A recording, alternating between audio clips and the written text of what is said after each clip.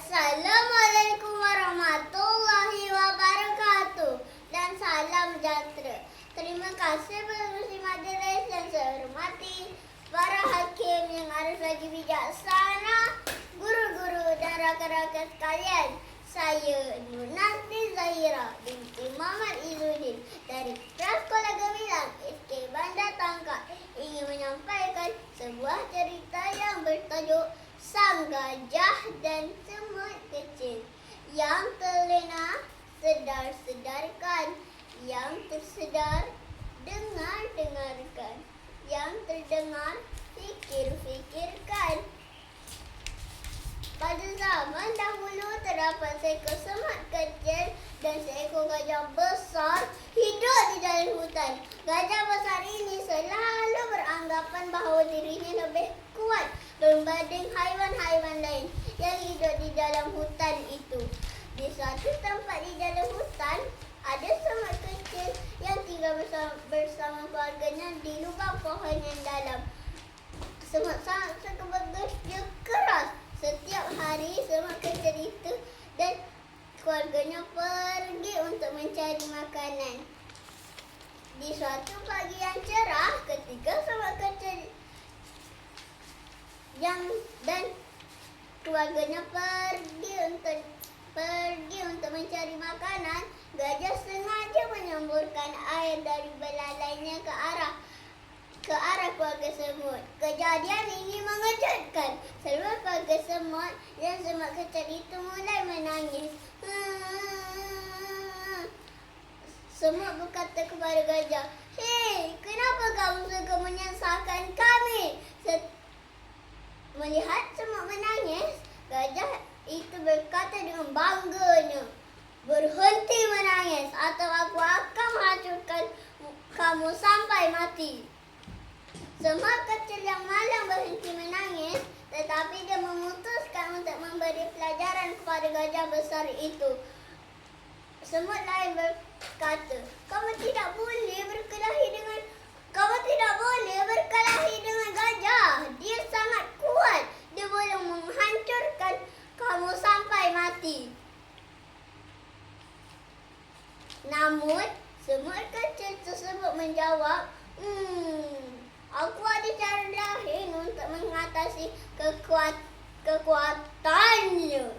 Keesokan hari, semut kecil itu memutuskan untuk memberi pelajaran kepada gajah besar itu. Semut kecil itu dalam diam-diam menaiki atas badan gajah dan berjalan hingga ke masuk dalam belalai gajah. Kemudian dia mulai menggigit gajah.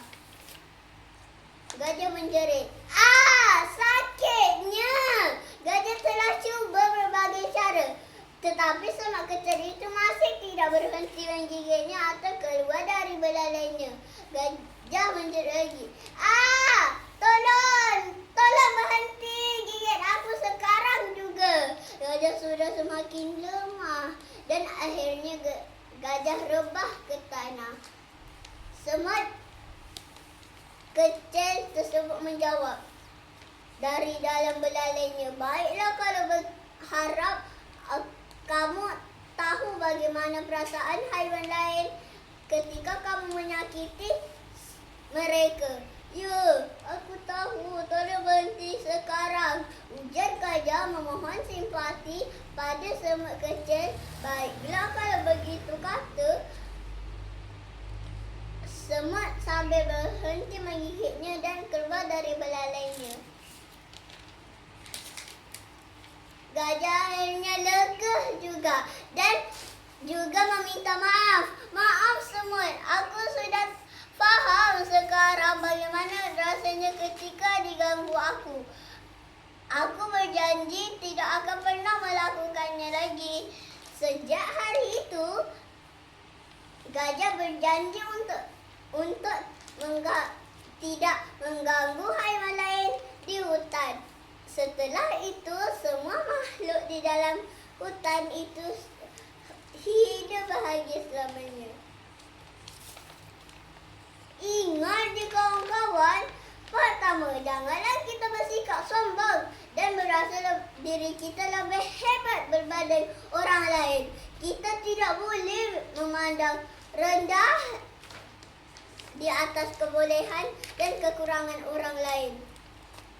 Sungguh enak buahku ini, pohonnya rendang di tepi kali. Cerita saya berakhir di sini. Di lain masa bersua lagi.